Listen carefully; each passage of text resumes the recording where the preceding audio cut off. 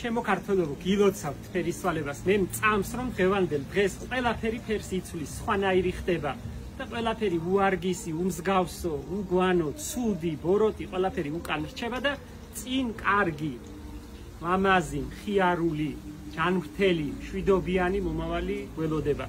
მთელი გულით გილოცავთ ფერისვალების. ჩემთვის ძალიან ძვირფას დღესასწაული. ხილის კურთხევის დღე ქვია დღევანდელ დღეს ასევე. და ღვთისმშობლობის შემდეგ პირველი დღესასწაულია, რომელიც ძალიან მიყვარს.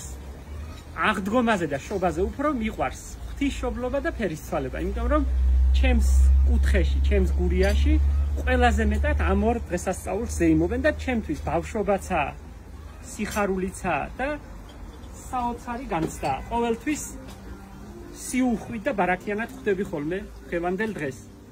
დღეს დავაწყობ ასე დიდ ხონჩაზე ბევრ ხილს და ვერ გეტყვით ვის გავგზავნი. მთელი გულით, მოგრძალებით. შეგიძლიათ თქვენ გამოიცნოთ. ისე წავიდა საქმე, რომ საქართველოში ხილს ისეთი ფასი დაედო, რომ მე მგონი, რომ კაი საჩუხარი.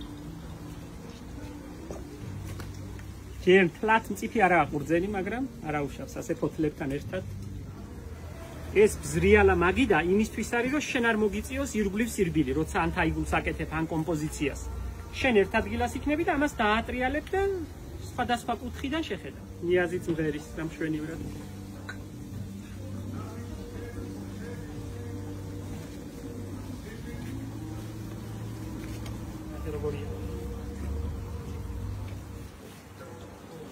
ცოტას დავაწყობ, რომ ფერი მისცეს.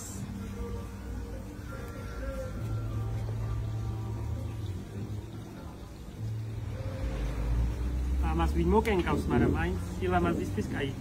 წელს არაა გორში ხილი. დაყინა და ფოთაშორის ჩვენთან კარგად გადარჩა წელს. აქ დახურულია ირგვლივ. შენობებია ჩემი ბაღის ირგვლივ და კარგად შეინახა. იმ ყინვიანი ღამები რომ იყო გაზაფხულზე, მშვენივრად გადარჩა. იმედი მაქვს, რომ გავახარებ.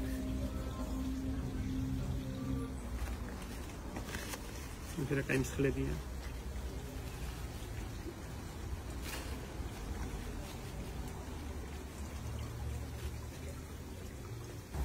ვილა ვინმე არ შემომედაოს ქართულ ხილს რომ სურნელი და გემო აქვს, სადარ გამიშინჯავს იტალიაში, ესპანეთში არაჩვეულებრივი ჯიშები აქვს სხვათა შორის.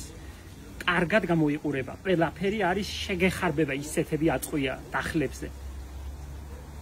ახლოსაც არ ჩაულია. ეს არ არის რაღაცა ურა პატრიოტიზმით ნათქვამი, არ არის, ნამდვილად ასე.